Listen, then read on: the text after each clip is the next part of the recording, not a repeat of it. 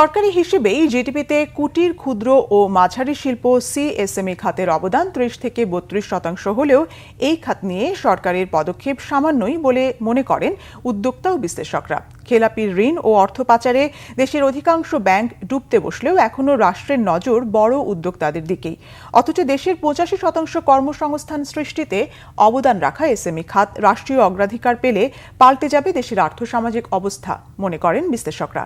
SME খাত নিয়ে গোলাম ময়নুল আহসানের ৩ পর্বের প্রতিবেদনের প্রথমটি আজ। প্রতি বছর চাকরির বাজারে আসছেন অন্তত ২০ লাখ নতুন মুখ। এর বিপরীতে মাত্র ১ লাখের মিলছে সরকারি চাকরি।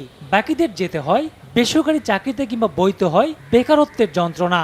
তবে মুদ্রার অপিটের ছবিও আছে, যা সমাজের দৃষ্টিভঙ্গিকে চ্যালেঞ্জ জানাতে পারে।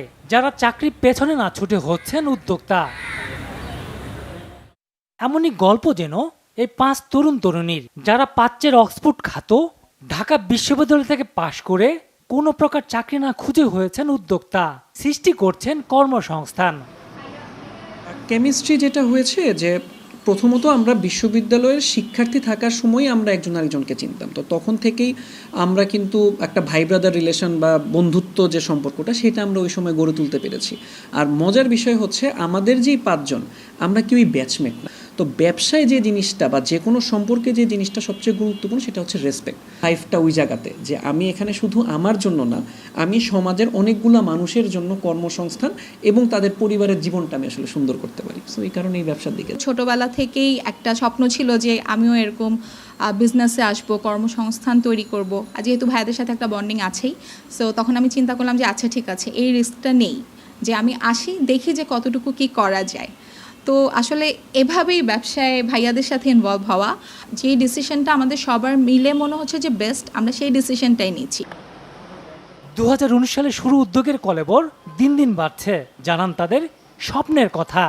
এখন যেমন আইকিয়াকে বলা হয় হচ্ছে ফার্নিচারের সবচেয়ে বড় ব্র্যান্ড, ইনফরমেশন টেকনোলজিতে ধরেন অ্যাপেল।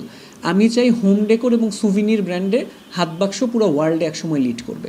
আর যদি নেক্সট 5 ইয়ার্স ও 10 ইয়ার্সের কথা বলি, 10 ইয়ার্সের মধ্যে আমি চাই অ্যাটলিস্ট সাবকন্টিনেন্টের সবচেয়ে বড় হোম ডেকোর বা আর্ট ক্রাফটের ব্র্যান্ড হয়ে দাঁড়ায়। আমাদের প্রোডাক্টগুলো শপিং শপ সিস্টেমে বিভিন্ন ইউনিমার্ট, যাত্রা বা বিভিন্ন ফ্যাশন ব্র্যান্ডগুলোতে যাচ্ছে। এছাড়াও দেখা যায় যে বিভিন্ন সময় প্রায় সময় ফরেনাররা আমাদের এখানে চলে আসেন। ঢাকা চেম্বার সভাপতি তাসকিন আহমেদের মতে, জনবহুল এই দেশে সবার চাকরি নিশ্চিত করতে পারবে না সরকার। সেক্ষেত্রে সমাধান উদ্যোক্তা সৃষ্টি। দেখা গেছে সরকার কোনো সময় এটাকে নিয়ে ফোর্সফুলি এবং সিরিয়াসলি কিন্তু এটার মনোনিবেশটা করেনি। আমরা এখনো মনে করি যে এটা এখনো দেরি হয়ে যায়নি, কারণ আপনাকে দেখতে হবে যে প্রত্যেক বছর আমাদের প্রায় ২০ লক্ষর উপরে কিন্তু নতুন ওয়ার্কফোর্সের ম্যান পাওয়ার প্রত্যেক বছর ওয়ার্কফোর্সে জয়েন করছে, কিন্তু private sector and public sector কর্মসংস্থান দিতে পারছে কতটুকু? Not even 20%। আমরা তো দেখি যে যাদেরকে ৫০০ কোটি ১,০০০ কোটি টাকা দেওয়া হয়, অনেক টাকা অনেক দেখা যায় যে মিডিয়াতে যে মেরে দিয়ে চলে গেছে, বিদেশে পাচার হয়ে গেছে।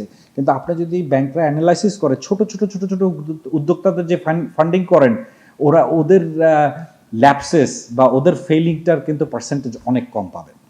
আর ওরা যখন একটা ব্যাংকে যায় ৩১ ধরনের ডকুমেন্টেশন চাওয়া হয় তাদের কাছ থেকে। দেশে মোট শিল্প প্রতিষ্ঠানের ৯৯% সিএসএমই, সেই সংখ্যা ১০০ কোটির বেশি। গোলাম মইনুল আহসান, বাংলা ভিশন, ঢাকা।